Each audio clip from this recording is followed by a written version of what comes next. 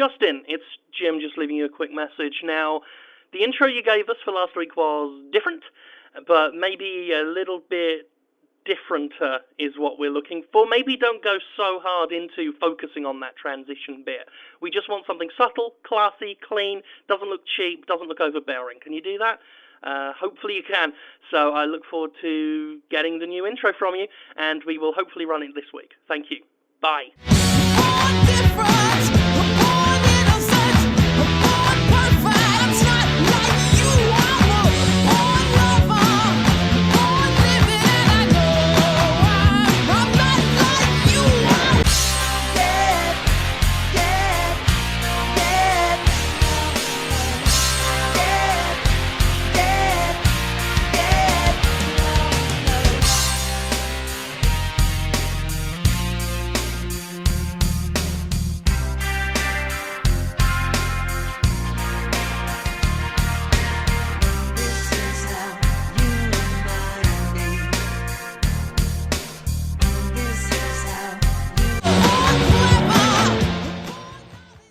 I've been spite buying boglins.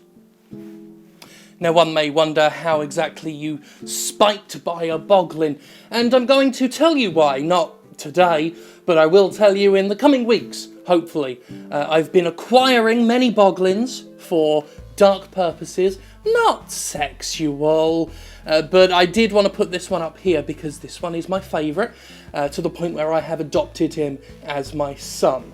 I call him Wednesday Karaoke, that's his adopted name, and he is the heir to the entire Jimquisition empire when I die in about, 2 to 3 years, if we're being generous. So get used to seeing this face because he'll be the new host of the Wednesday Karaoke-quisition every Wednesday when I die. Things about these improv bits at the beginning is you never know where they're going to go. Are we too nice to indie games? It's a question I see posed now and then from those who wonder if critics aren't critical enough of those independent games that manage to capture a lot of attention, as well as the audience that sprouts up to support said game. James Portnow of Extra Credits fame once asked this when his opinion of Fez didn't line up with the other pundits, and Tommy Reffiners, himself an indie dev hailing from Team Meat, asked if some publications automatically rate indie games higher than their big budget cousins, saying mediocre indies are likely to get no lower than an 8. It's a topic I've thought about for years, as evidenced by the fact I've had Tommy's tweet bookmarked for dissection since 2013. There's some truth to the suggestion too. The concept of the indie darling is very real. The usual suspects like Braid, Fez, Limbo, Castle Crashers, you know that lot. They sit atop the pile with their high review scores and enjoy constant relevance as they get trotted out time and time again, like now, for praise and references years after their initial release. Once the press gets a hold of an indie game marked for success, it can often do no wrong and is nearly guaranteed gilded review scores. Now, of course, the same can also be said of major AAA games, if we're being fair. I mean, look at what happens with every new Uncharted game or Legend of Zelda release, where anything below a 9 is deemed too low by the torch and pitchfork crowd, and every yearly release of Assassin's Creed gets a huge collective blowjibber no matter how tiresome and weary the series becomes. Hype is universal, and that's true of any game, big or small. There's also the crowd that thinks any small game ought to be above reproach, and I've certainly encountered those people since covering all the absolute dick garbage that hits Steam. People calling me a bully for picking on indie games and going to bat for them just because they are indie, always adding that word as a qualifier, as if criticising them is something you just don't do. Those people, willing even to play devil's advocate for the slaughtering grounds, can fuck right off, by the way. It seems easy at first glance for an indie game to rise to the top when it gets enough of the right attention. Publications fall over themselves to find the next sleeper hit,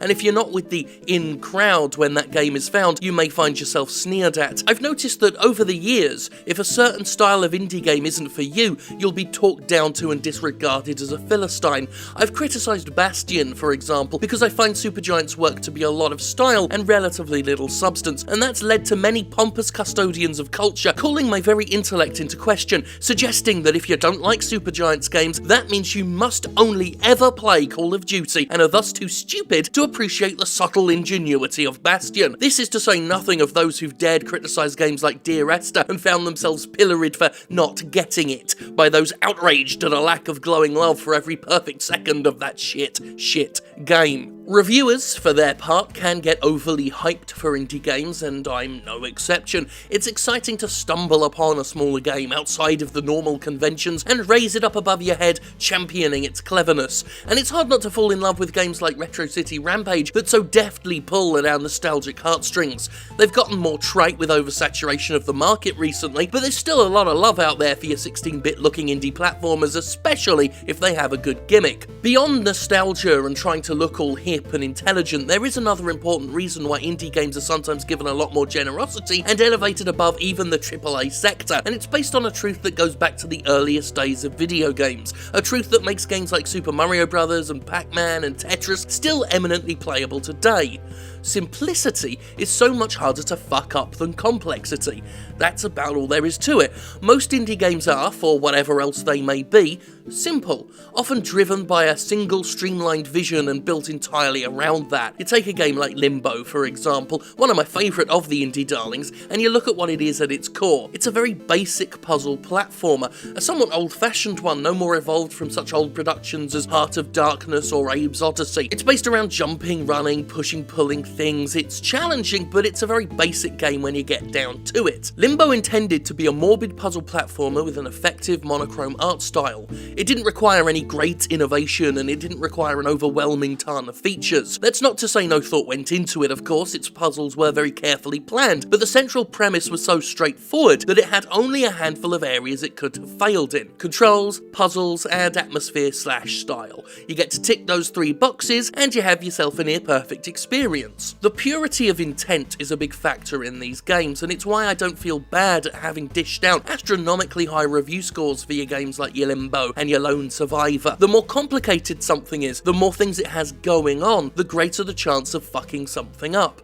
Indie games, simple games in general, have far less areas to fail in because they're not trying to check so many boxes. They're not having to compete in terms of graphical horsepower, having to worry about having huge open worlds with at least 30 hours of runtime, with dozens of weapons and stealth mechanics and hacking minigames and all the other accoutrements that AAA games need to stuff their content-heavy games with. Limbo had 3 things to get right, and without the other distractions and pressures, it could nail them to a T. This right here will always look more impressive to me than this right here. This isn't to say Battlefield doesn't look gorgeous, because it does, but does it have that unmistakable visual style that Super Hexagon does? It's bold, it's clear, and its entire look has been designed with a single mission in mind. Just a marriage of visual art and music that doesn't do more than it needs to, doesn't overreach, it hits its perfect mark and holds it. There's very little to criticise in a game that kept its vision pure and did what it set out to do, unless that vision was shit in the first place, which of course can and does happen. This could be seen as an unfair distinction, because it's an attitude that sets up ambitious games to fall under heavier scrutiny. But you know, I'd always rather have a game that plays within its boundaries and does so spectacularly,